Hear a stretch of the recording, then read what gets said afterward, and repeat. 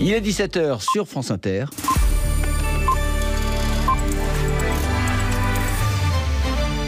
Les infos, Laetitia Gaillet.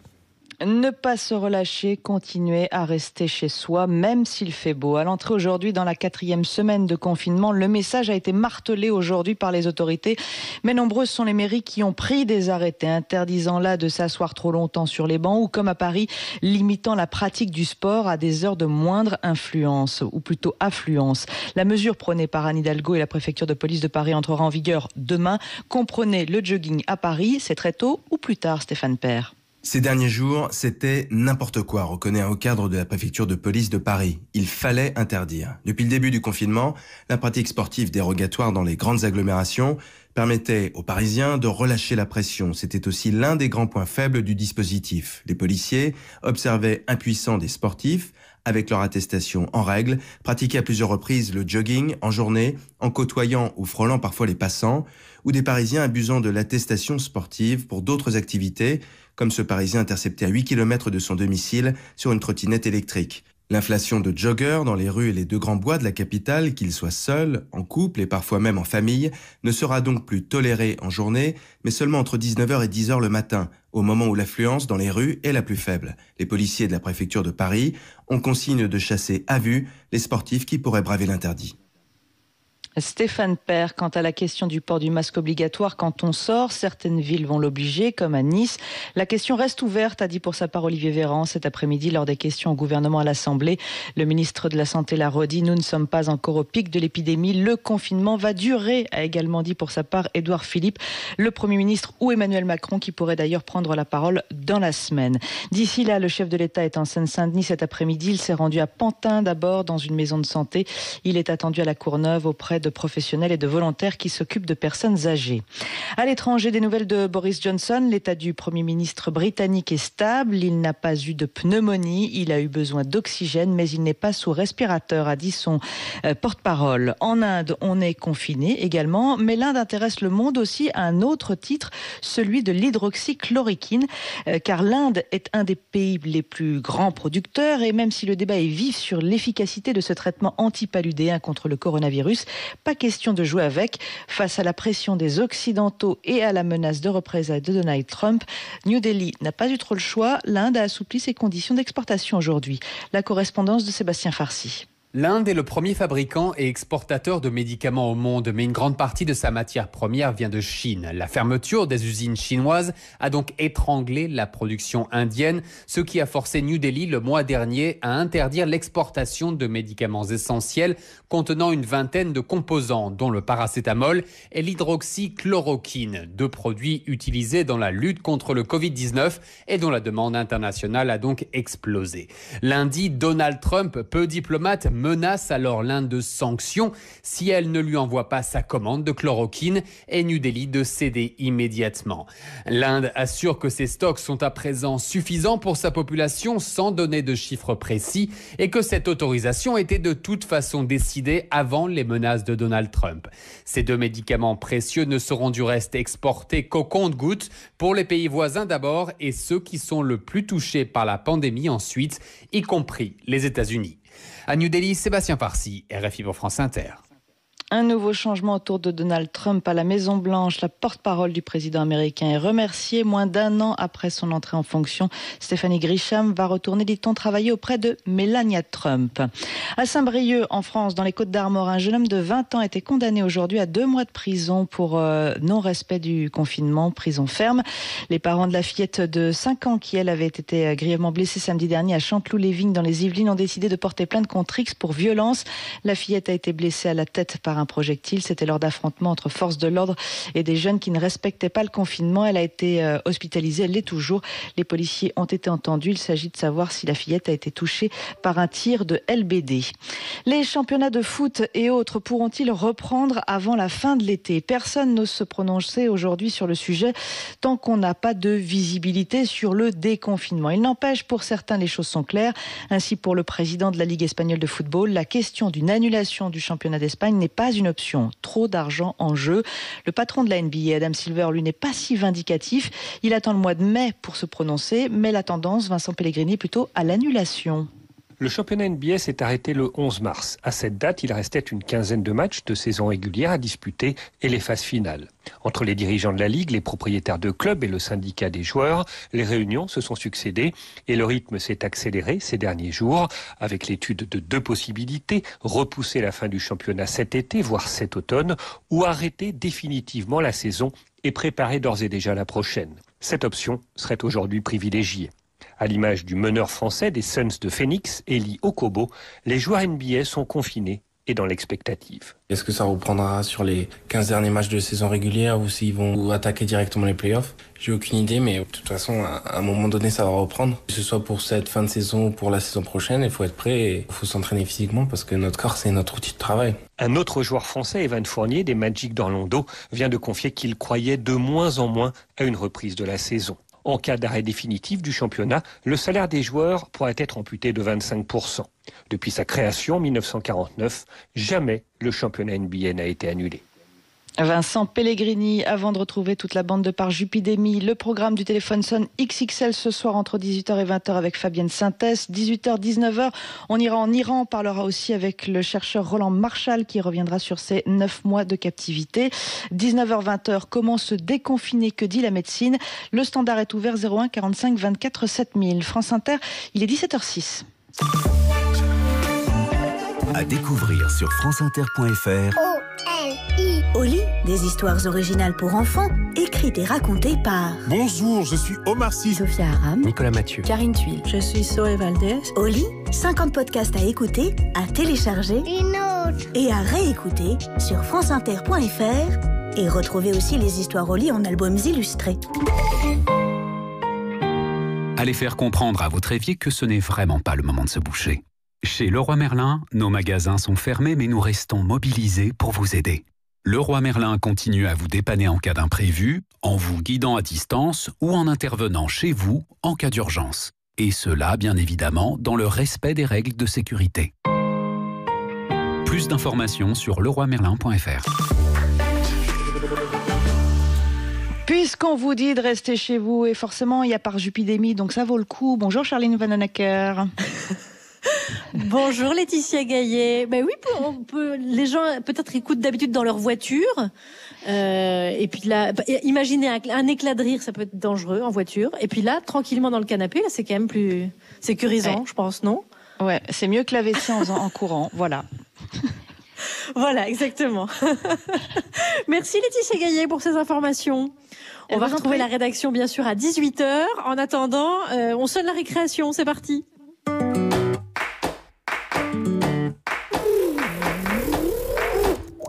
8h30 sur le groupe Skype de Par Jupidémie. Ah, il n'y a pas de fin à la phrase, tiens. Bon, la voix doit être au chômage partiel. Bon. Les amis, vous êtes là? Oui, je suis là, je ne bouge pas, je ne bouge pas. C'est quoi ce bruit, là? J'ai mis un masque. Chez toi, à la maison? Oui. Bon, Guillaume, présent? Ouais, c'est bon, je suis là, au taquet, c'est bon. Mais qu'est-ce que tu fais? Tu mets ton manteau pour aller sur Skype? Non, je me prépare, en fait. Ah non, pas toi aussi. Ah si. T'as raison, Guillaume. T'es dans ma team. Si tu veux, j'ai fait des tutos camouflage. Tu peux les voir. Ah non, mais moi je me prépare pour le déconfinement là. Quel déconfinement? Ah c'est Édouard Philippe et Cyril Hanouna qui en ont parlé là, c'est parti là. Allez. Manque plus que la vide à la main et on a le bingo. Hein. Non mais là je suis prêt, j'ai ma veste, mon micro. Dès qu'ils disent go, je fonce dans la rue poser des questions aux gens là. Je suis parti. Quoi? Aux gens. Tu te souviens quand même, dans le monde d'avant, je faisais des micro-trottoirs, j'allais dans les salons à l'Assemblée et tout ça. Non, ça me dit rien. Mais si. Et puis les gens ils me manquent là, je vais sortir. Allez. Non mais quoi, mais ça va pas, mais tu te rends pas compte de ce que tu fais, Guillaume. Mais c'est bon, il y a moins de malades là, on est sur une sortie de crise, ça va. Mais t'es complètement inconscient, mon pauvre garçon, faut pas relâcher la pression. Oh là là. Mais là, Alex a raison, Guillaume, c'est pas raisonnable. Mais ils l'ont dit que c'était... Mais ils ont rien dit du tout. Réinstalle-toi immédiatement dans ton canapé. Souviens-toi que c'est ici que tu changes le monde. Ouais, c'est la meilleure, ça. Y a plus de monde. Alors ça sert à rien de le changer, je vais vous dire. Non mais attends, parce que s'il y a plus de monde, ça veut dire qu'il y a plus de gens embêtés. Voilà. Non, mais vous savez quoi? Puisque vous voyez arriver la catastrophe, alors on va faire comme l'orchestre du Titanic. Ok, d'accord. Ouais, mais on fait l'orchestre, mais à une condition. Ouais, laquelle? Que tu chantes pas.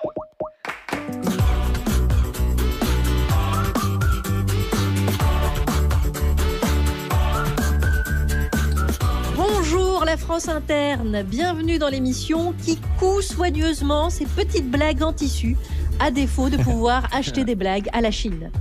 Et voici la citation du jour, comme dirait Socrate, confine-toi toi-même.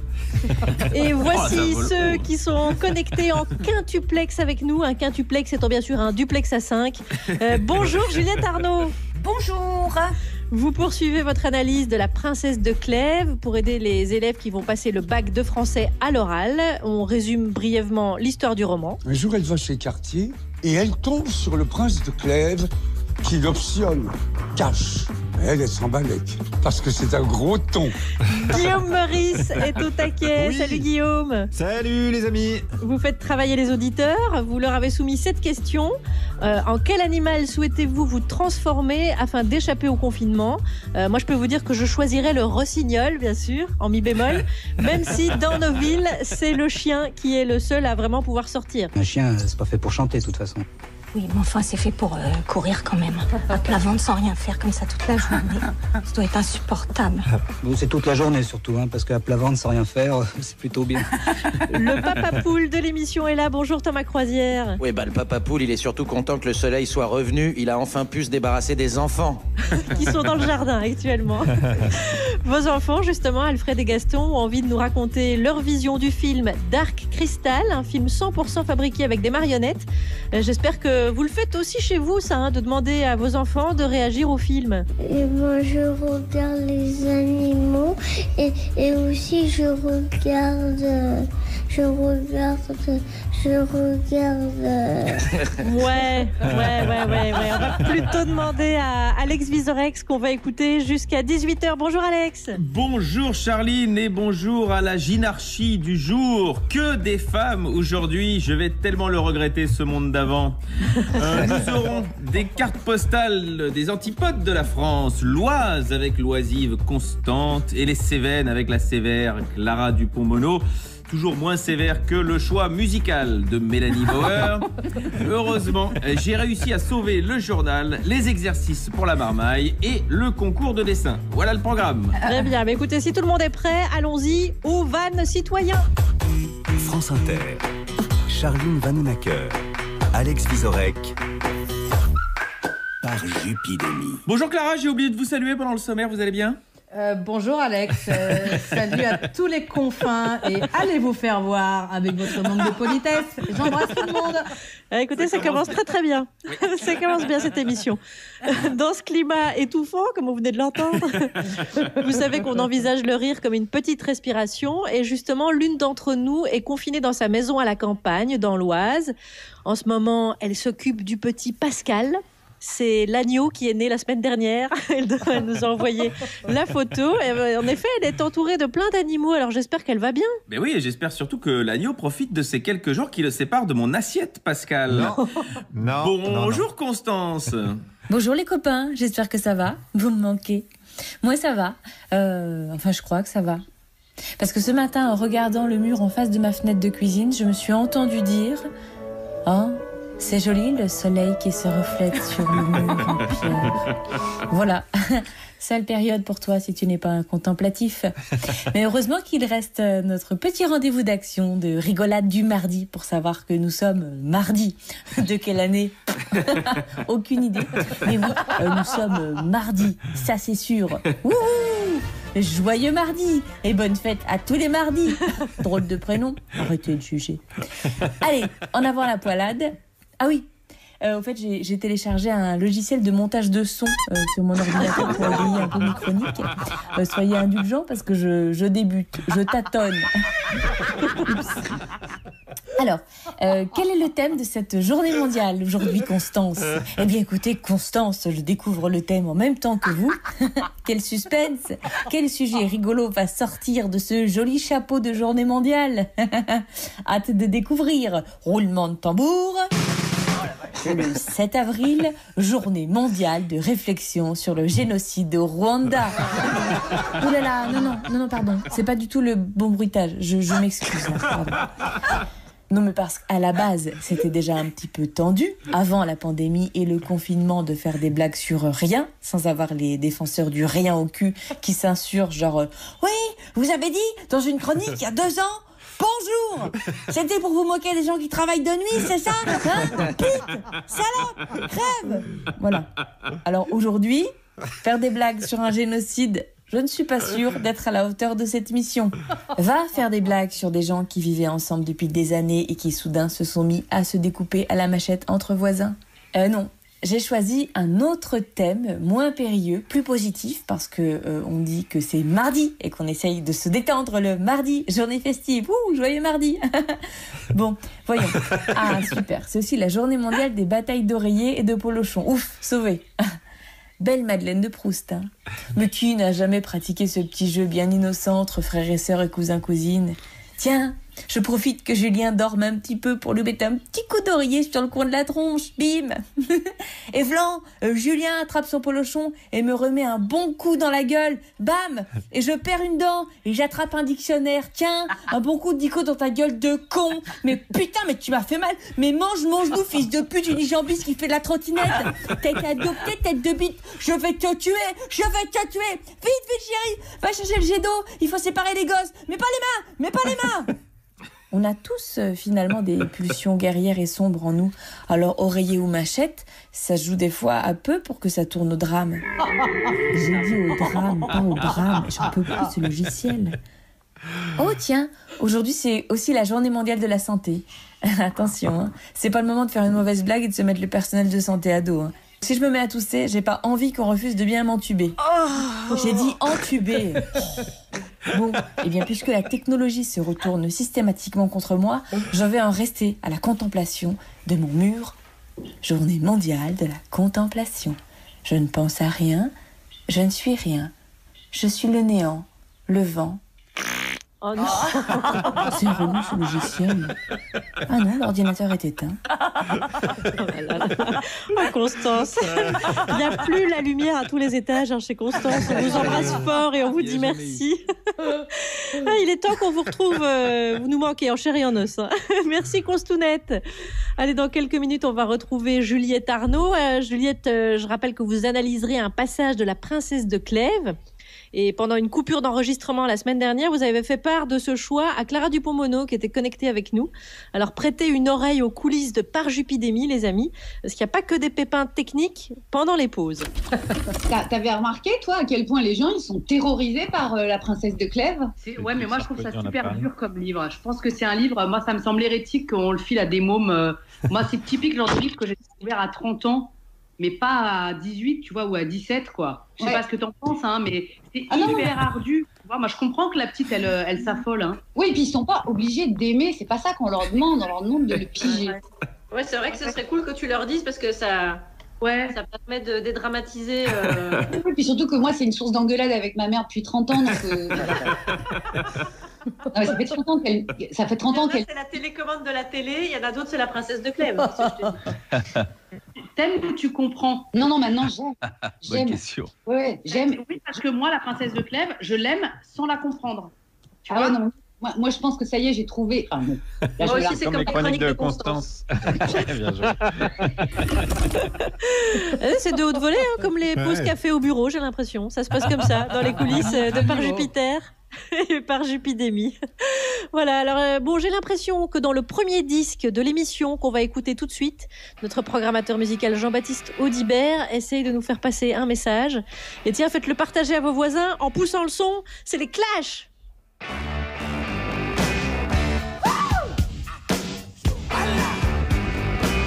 Darling, you got to let me know.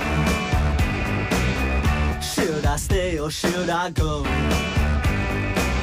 If you say that you are mine, I'll be here till the end of time. So you got to let me know. Should I stay or should I go? It's always tease, tease, tease. You're happy when I'm on my knees. One day it's fine and next it's black. So if you want me off your back, well come on and let me know.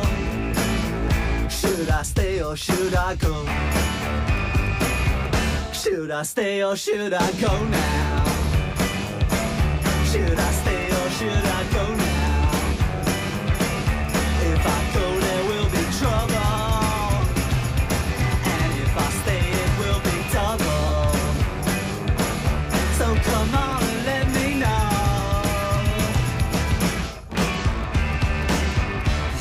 indecision's bugging me. Indecision may molest us. If you don't want me, set me free. Set me carelessly. Exactly whom I'm supposed to be. Don't you know which clothes even fit me? Come on and let me know. Should I cool it or should I blow?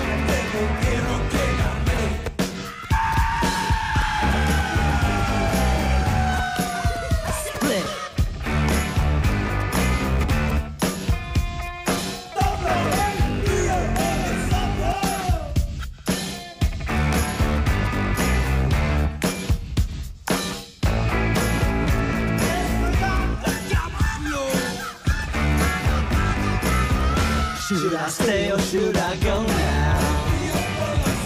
Should I stay or should I go now?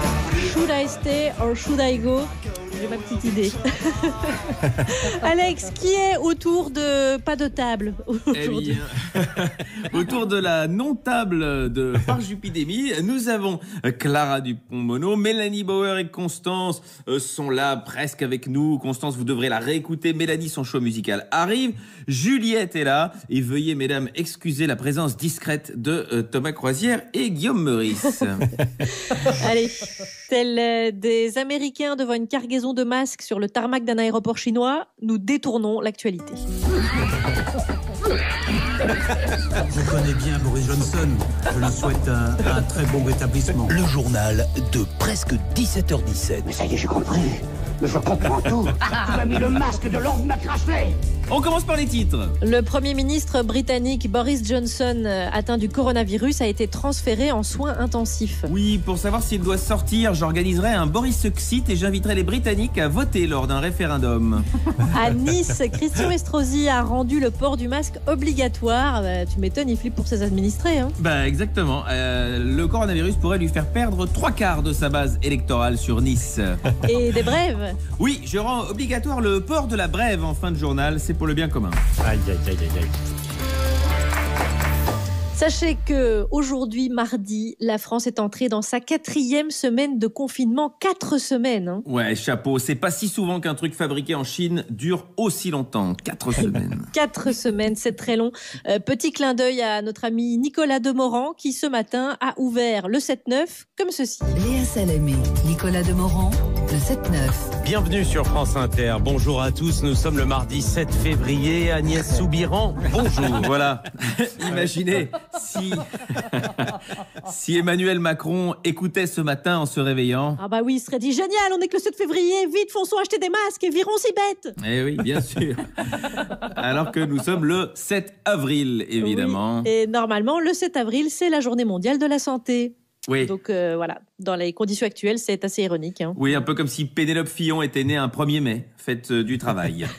Politique, à présent, Jean-Yves Le Drian a déclaré hier sur BFM, ce qu'il faut éviter, c'est qu'après la crise, tout reparte comme avant. Ok, d'accord, mais dites-moi, Charline, quand il parle de quel avant exactement? Parce qu'il en a connu pas mal, Jean-Yves Le Drian, des avant. Ah oui, bah ça je sais pas, il n'a pas précisé, c'était avant Mitterrand, je pense. Ouais, à mon avis, voilà. C'est ça. Hein. Allez. Santé, à présent, le Parlement européen à Strasbourg sera transformé en centre de dépistage du Covid-19. Voilà, si Rachida Dati veut se faire tester, je rappelle l'adresse du Parlement. C'est le numéro 1, boulevard Robert Schuman à Strasbourg. Très important.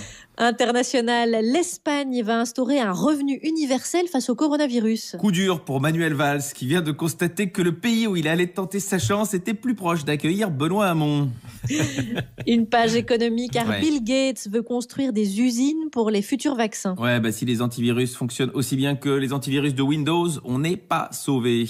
People et justice, oui. Christian Quesada, l'ex-star de jeux télévisés accusé de pédopornographie, il sera jugé demain par visioconférence. Ouais, bah c'est une bonne idée parce que lui, il sait bien faire fonctionner la webcam, je pense, ça va pas être un souci.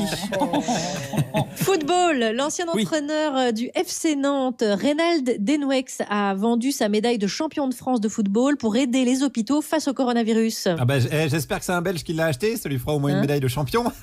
Bam, dans vos gueules les Belges. Oh, ça va, non, le journal c'est Charline et moi, ça va. Alors tu restes. Non mais quand vous parlez foot, vous n'êtes pas crédible, donc j'ai pris le relais. Ok, très bien.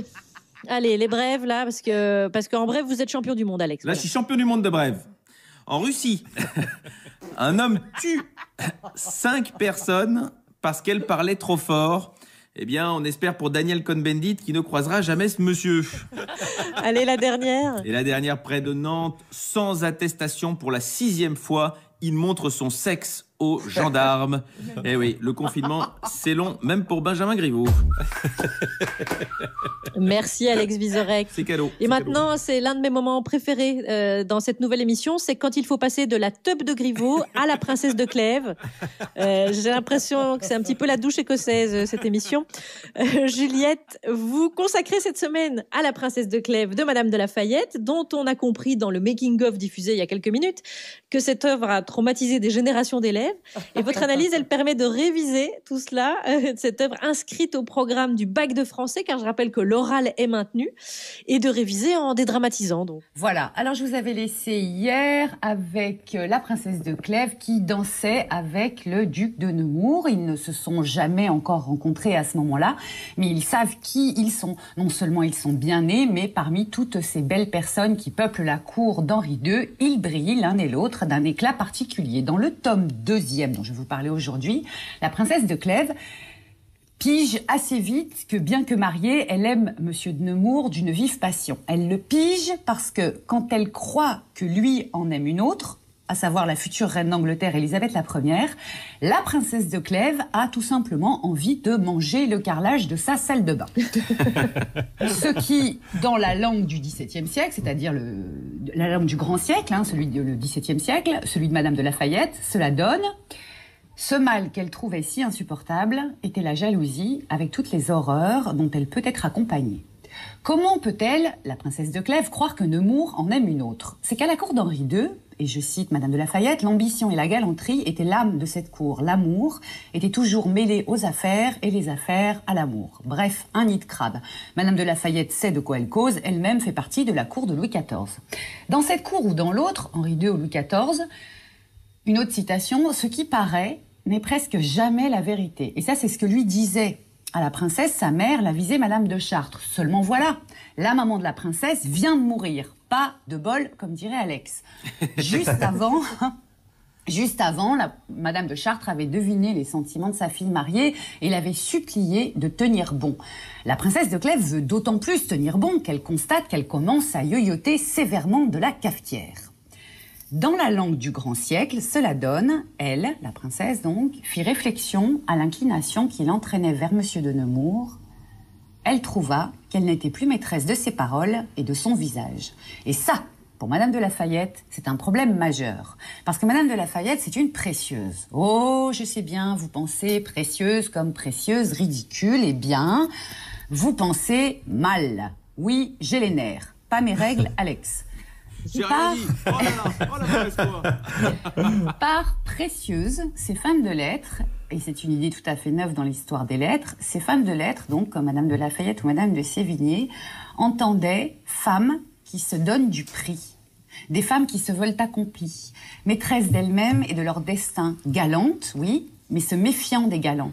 Et puis les hommes passent par là, s'irritent de ça, donc se moquent d'elles et de leur désir d'émancipation, les appellent précieuses, ridicules. Merci Jean-Baptiste Poquelin, vous êtes bien aimable.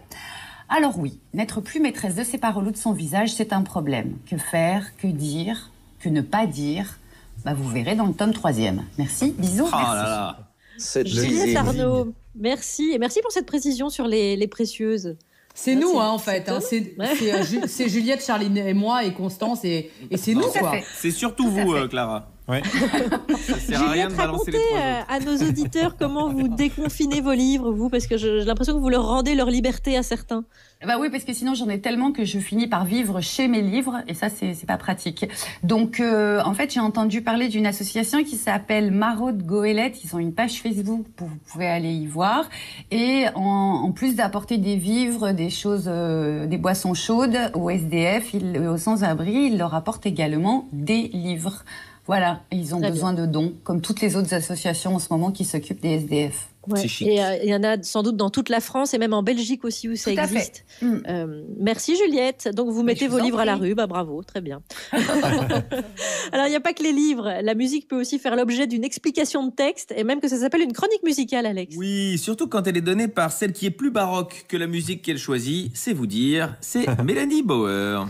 Ça fait des jours que je vois passer dans ma lucarne des chansons, des playlists, des concerts confinés, de la musique gratuite pour remplir l'espace et se montrer. Bon, tout ça c'est bien joli, mais ça ne va pas nous aider à nourrir les artistes et les artisans du disque. Ça n'empêche pas non plus les légendes de la musique de succomber à la maladie en silence. Face à ce constat, quelques personnes s'organisent. Le hashtag Love Record Stores, par exemple, célèbre les disquaires sur les réseaux sociaux. On tente de garder le contact en apéro vidéo, de rendre hommage à nos héros disparus. Tout est bon pour ne pas devenir des robots suspendus hors du temps, comme dans un épisode de la 4e dimension. On lutte, chacun à notre niveau, prisonnier d'une technologie encore balbutiante et nostalgique d'une époque insouciante où la mécanique faisait tourner les vinyles.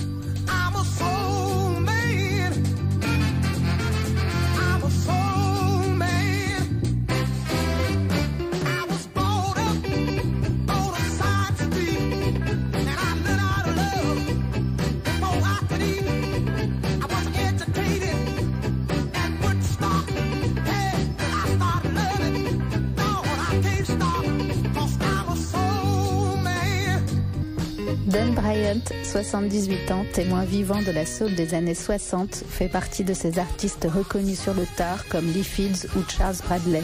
Anachronique et pourtant nécessaire à notre équilibre terrien.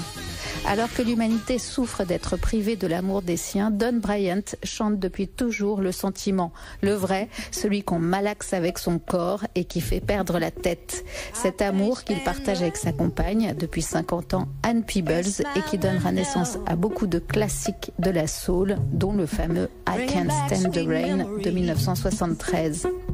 Hey, when the rain, do you remember how sweet it used to be? Don Bryant sort début mai sur le label de blues du Mississippi Fat Possum, You Make Me Feel, un disque qui célèbre l'émotion, la sensation. Un album écrit pour sa femme, Ann Peebles donc, enregistré avec leurs musiciens, la fameuse High Section, section rythmique d'Al Green, des cuivres et de la voix, un son chaud qui nous rappelle que la vie, c'est s'embrasser pour se dire bonjour, danser collés les uns contre les autres et serrer très fort dans nos bras tous les gens qu'on aime. Oh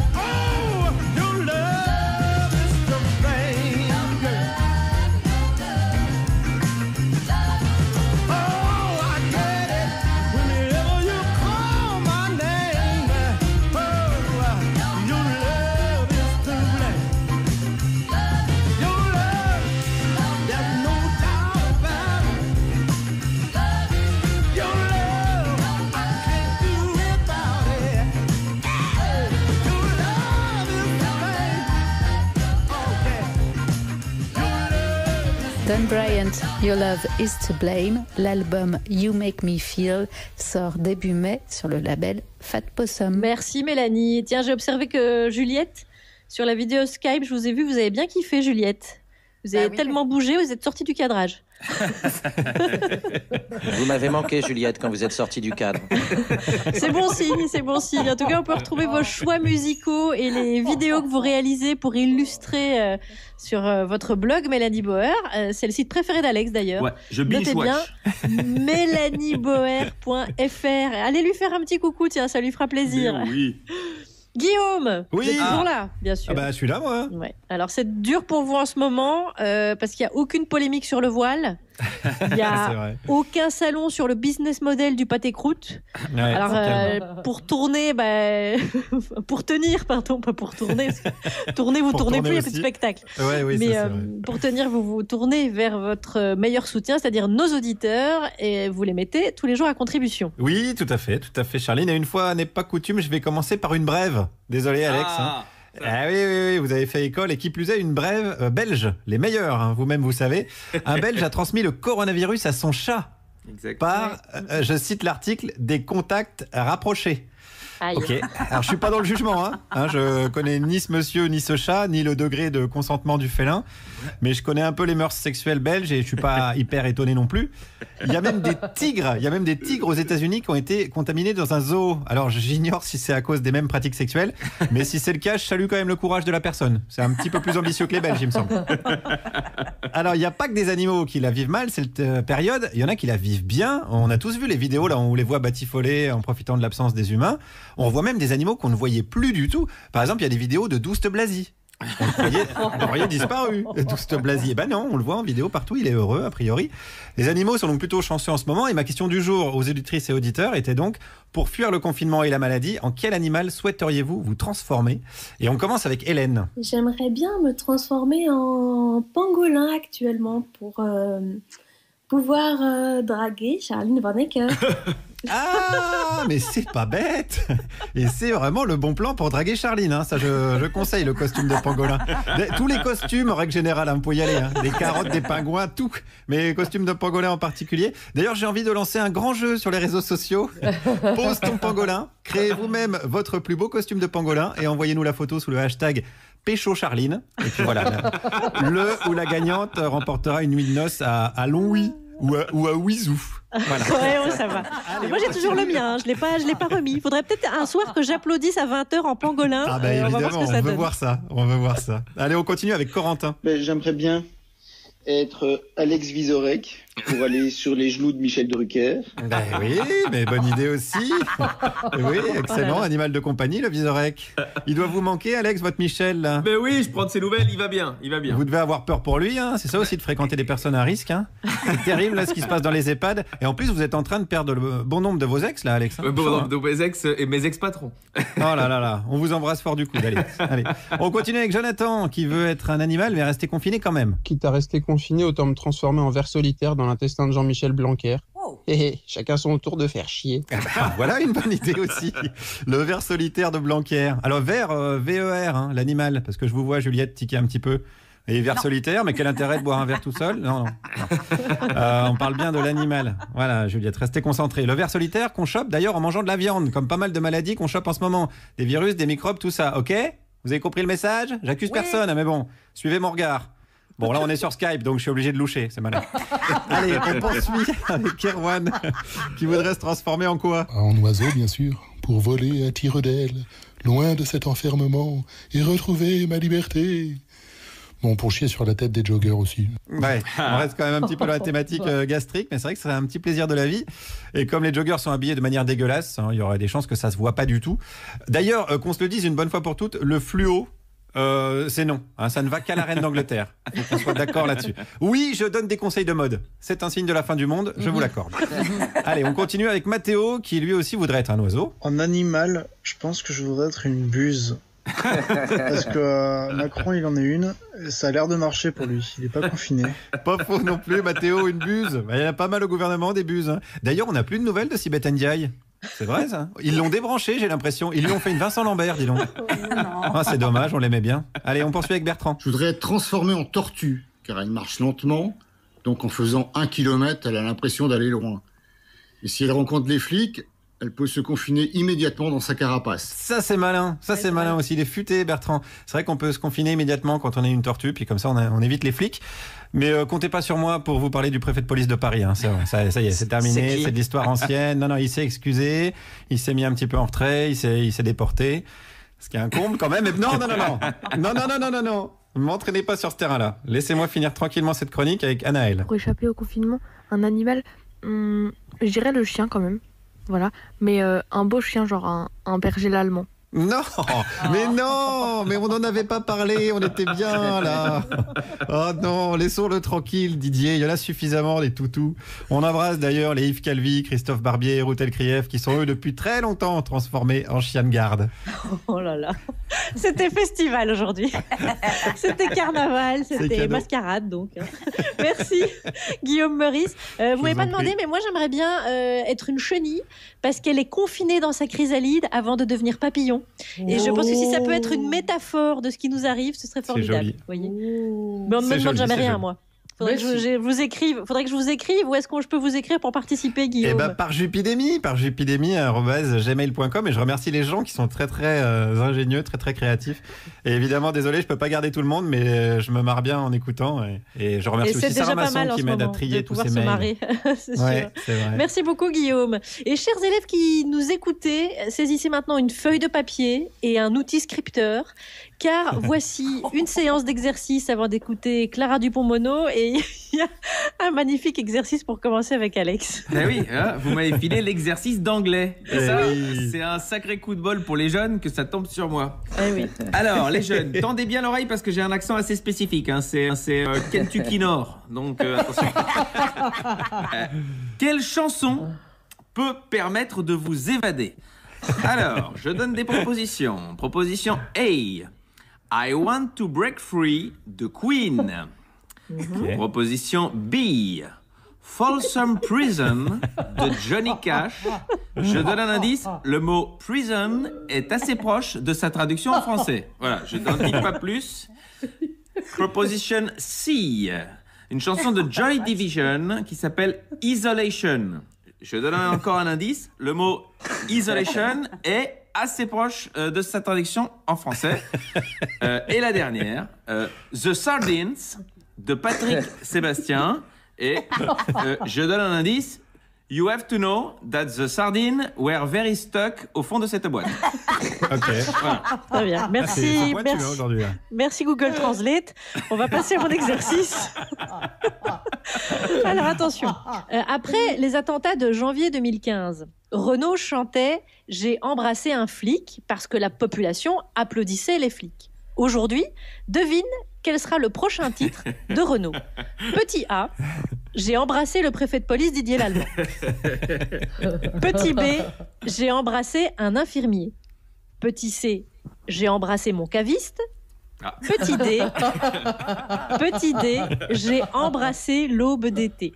Oh. Il y a une petite dédicace. Vous verrez ça dans les réponses, bien sûr, qu'on mettra sur Facebook, sur notre page Facebook de Par Jupiter. Guillaume, votre exercice. Oui, alors, face à la crise et au manque de moyens accordés aux soignants, quelle astuce recyclage n'a pas encore été testée ?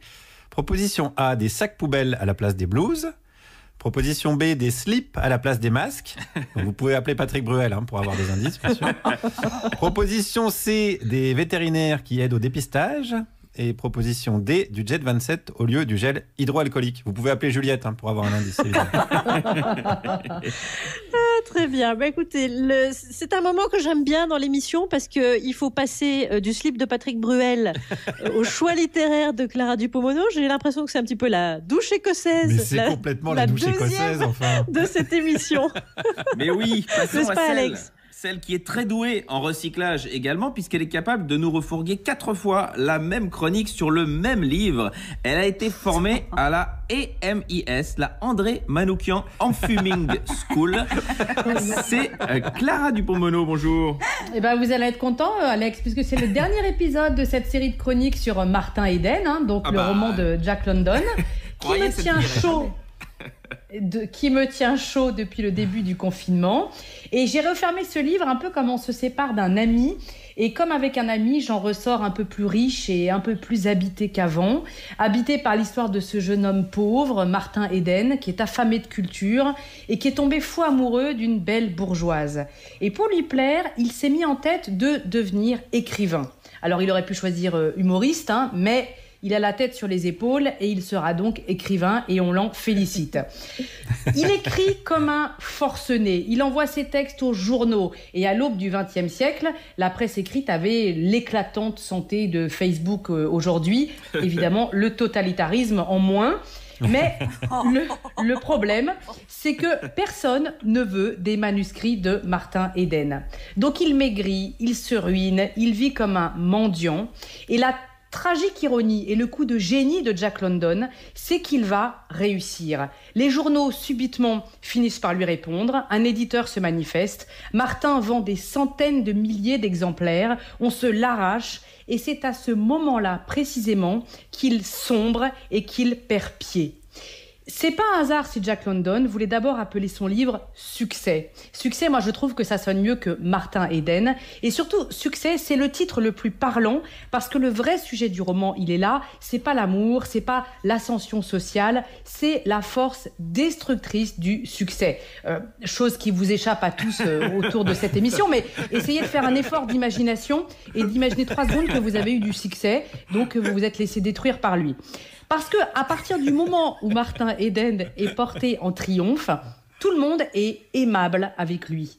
Et lui, il est obsédé par cette pensée. Il n'arrête pas de se dire « Mais avant, j'étais le même.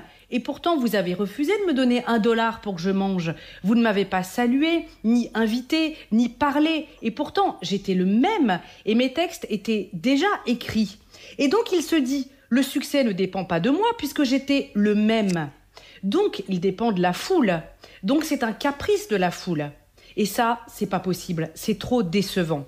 Et là, on entend la voix de Jack London qui avait écrit dans un autre récit « Tout ce pourquoi je m'étais battu, tout ce pourquoi ma lampe avait brûlé des nuits entières, tout cela m'avait déçu. Le succès, je le méprisais. Ma célébrité, cendre refroidie. » Et donc Martin Eden est l'autoportrait caché de Jack London, sa part d'ombre aiguisée par l'alcool qui l'a accompagné toute sa vie.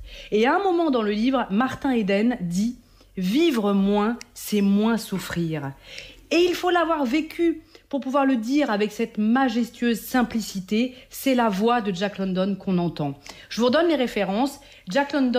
Martin Eden de Jack London, vous voyez le lapsus, ça d'ailleurs tout est dit, est paru aussi bien en folio qu'en Pléiade. Clara Dupont-Mono, merci. Là, on n'a vraiment plus d'excuses de ne pas le lire. Ah, c'est bon, merveilleux, franchement. On le range. Oh, ça va. Ça s'appelle prendre son temps et déguster un chef-d'œuvre. On a le temps avec le confinement. Mais bien sûr, vous avez très bien fait. Merci Clara. N'écoutez pas les garçons, vous inquiétez pas. Non, il faut pas. Littérature et musique. Oh, la transition, la bam bam. À enseigner dans les écoles.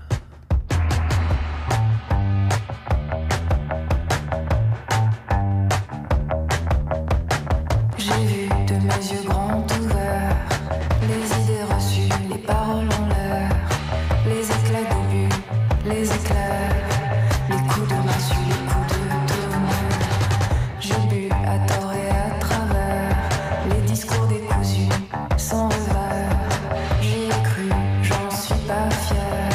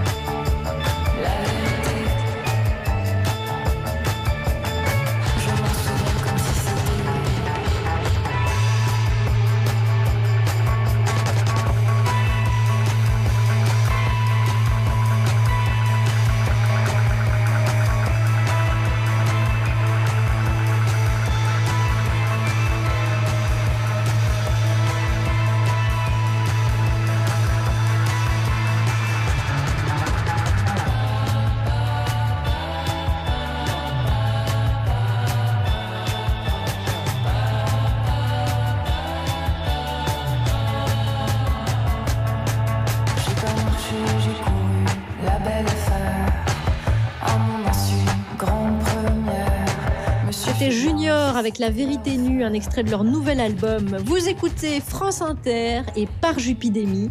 C'est le moment où on se transporte jusqu'au Cap Ferret, où réside en ce moment la famille Croisière, Thomas, Alfred, Gaston. Donc Thomas Croisière, tous les soirs, vous projetez un film aux enfants. Ils réagissent à chaud. Qu'est-ce que vous avez choisi aujourd'hui ? Confiné avec mes 2 guignols, je leur propose chaque soir la séance de Thomas Croisière. Et hier, c'était... Dark Crystal de Jim Manson et Frank Oz. Et cela m'a confirmé qu'inscrire mon fils en initiation à l'anglais était une mauvaise idée, car désormais, dès qu'il le peut, il fait son malin. Ça parle d'un cristal, mais qui est pas noir dans le titre, Dark Crystal. Mais il est pas noir, il est violet. Alors, ok. Appelons-le Violette Crystal. Oh, ça va, hein. Je sais très bien que violet en anglais, c'est purple. Merci, Prince. Alors, ça parle de quoi, ce putain de Purple Crystal? Je sais pas si vous avez remarqué, mais après 3 semaines de confinement, je suis beaucoup moins patient, hein. En gros, ça parle d'une tribu qui s'est fait massacrer. Il y avait 2 survivants, mais il croit que le seul survivant, il s'est fait adopter par une tribu. Une autre tribu veut défoncer tout et veut devenir les maîtres du monde. Mais on envoie le seul survivant de la tribu qui s'est fait massacrer chercher un bout du cristal pour réparer le gros cristal et pour éviter l'apocalypse. Alors nous, on se plaint, mais sachez que dans le monde de Sra, c'est aussi la cata pour les gelflings et les mystiques. Alors le petit gène a intérêt à arrêter de se tripoter la flûte s'il veut sauver le monde. Vous l'aurez compris, nous sommes dans un pur récit de fantasy, ces mondes de l'imaginaire qui firent dans les années 80 le bonheur de geeks comme moi. Grâce au râteau d'Elsa, Carole et Barbara, j'ai eu tout le temps de découvrir l'épée maudite d'Elric le Melnibonéen chez Moorcock, constater le grand pouvoir du Schninkel de Van Damme et Rosinski et parcourir la terre du milieu avec mon précieux, à moi. Mais à la maison, nous avons un problème, Dark Crystal. Alors, moi, je trouve, comme Gaston, que les personnages sont très moches. Je trouvais que le prénom Gêne, ça lui allait bien parce que ça me gênait de le voir. Ça cachait un peu l'image, tu vois. Donc, j'avais envie de lui gribouiller la tête. Voilà, comme ça, on voyait plus sa mocheté. Oui, mon fils fait des jeux de mots pourris, car la pomme ne tombe jamais bien loin de l'arbre. Et mes enfants ont trouvé tous les personnages de Dark Crystal moches, n'en déplaise au légendaire illustrateur Brian Froud. Car nous avons oublié de préciser que Dark Crystal est le premier film en prise de vue réelle, sans aucun acteur. En fait, ce film est fait avec des marionnettes. Et c'est celui qui fait The Muppet Show qui fait ça. Vous remarquerez quand même, ça se voit que c'est des marionnettes. Hein. Ouais, ça se voit, et tant mieux, car si je croisais demain à Skeksis, je ne ferais pas mon malin. Remarquez, aujourd'hui, quand je croise quelqu'un, je ne fais plus mon malin, de peur qu'il me saute à la gorge en me hurlant « Tu vas tuer ma famille, assassin !» Mais revenons dans un monde plus enchanteur que le nôtre. Les créateurs de Dark Crystal, vous les connaissez. Il y a d'abord Jim Manson. Mais non, pas Jim Manson, Jim Henson, le créateur du Muppet Show et de Fraggle Rock. Entrez dans la danse, les soucis n'ont pas de chance, la musique commence, ça c'est Fraggle Rock. Ces programmes qui firent la joie de vos week-ends quand il y avait encore des week-ends. Jim investit toute sa fortune dans ce titanesque projet et s'accompagna de son plus fidèle collaborateur Frank Oz. Vous connaissez Frank Oz et vous connaissez aussi sa voix. Fear is the path to the dark side. Fear leads to anger. Anger leads to hate. Hate leads to suffering. Maître Yoda, c'est lui. Alors n'oubliez jamais que la peur est le chemin vers le côté obscur. La peur mène à la colère mène à la haine, et la haine mène à la souffrance. Alors vive la fantaisie et vive le cinéma. Et vive la famille Croisière. Merci de nous embarquer tous les jours sur un océan de rire et de cinéma avec vous. C'était avec plaisir. Et puis un petit clin d'œil à Mélanie, dont c'est un des films préférés, Mélanie Bauer, qui a même quelques figurines chez elle. Oh là là, ça balance. Elle appréciera. Les amis, on peut terminer avec un petit dessin si vous voulez. J'ai une proposition à vous faire pour un petit peu occuper l'après-midi, soulager un peu les parents, ne me remerciez pas. Vous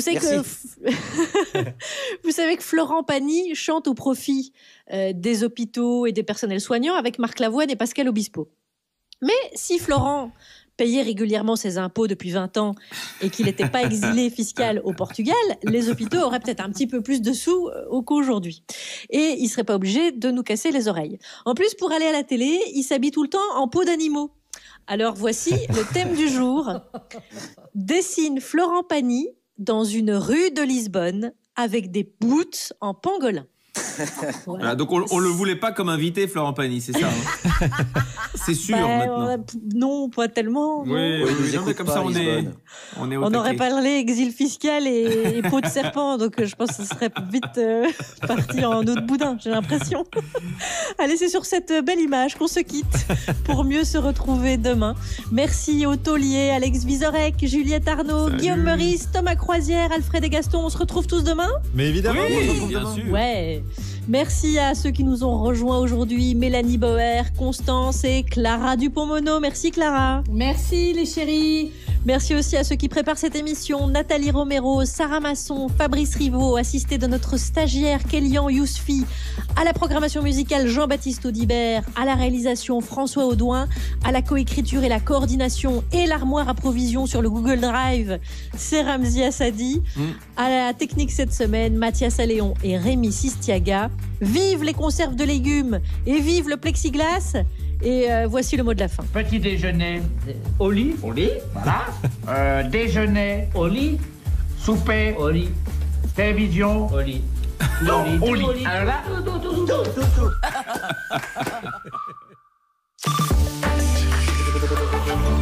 Chez Orange, les femmes et les hommes sont mobilisés pendant cette période particulièrement difficile pour vous garantir la meilleure connexion possible. C'est notre priorité. Que vous puissiez échanger et communiquer avec ceux qui vous sont chers. Travailler